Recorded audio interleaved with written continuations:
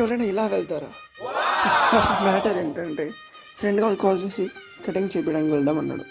సరే ఖాళీగానే ఉన్నామని చెప్పేసి ఓకే వస్తారా అని చెప్పిన. అలా స్టెప్స్ దిగేది కిందకి వెళ్ళా. వాడిని అక్కడ చూసాక నేను షాక్ అయినా. అసలు వాడు ఎట్లా వచ్చిందంటే లుంగి మీద వచ్చిండు. మీరు ఇక్కడ చూడండి ఎట్లా వచ్చిండు.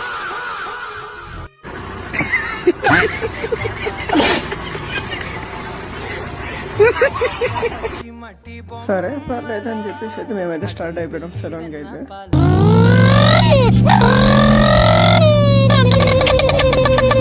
మనోడైతే పెద్ద ఫ్రెండ్స్ తీసుకొచ్చాడు. బాగుంది.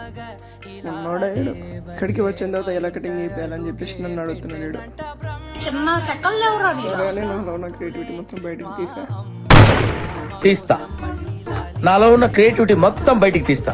నా తడాకా చూపిస్తా. అలా ఆ బ్రోకి మొత్తం ఇన్స్పెక్షన్ ఇచ్చి అయితే వచ్చి కూర్చున్న తర్వాత ఆ బ్రో ఏం చెప్పిండో మీరే వినండి. అయితే అన్నాడు సరే అని చెప్పేసి ఇలా ఖాళీగా కూర్చున్నా. పిక్చర్ల గురించి వెంటనే కానీ లైవ్ లో ఇదే చూడటం. లాస్ట్ కి అయితే కటింగ్ అయితే కంప్లీట్ అయిపోయింది. ఏమో బ్రో కటింగ్ ఎట్లుందంటే ఏమన్నాడు, ఎందుకురా నా జీవితంతో అట్లా ఆడుకుంటావా? సుఖం లేదు, సంతోషం లేదు, కనీసం నిద్ర కూడా పోనివ్వా. సరే అయితే అని చెప్పేసి అక్కడ నుంచి అయితే స్టార్ట్ అయిపోయినాం మేము. ఏమండి సుబ్బారావు కొంచెం ఆ బ్యాక్గ్రౌండ్ మ్యూజిక్ వేయండి.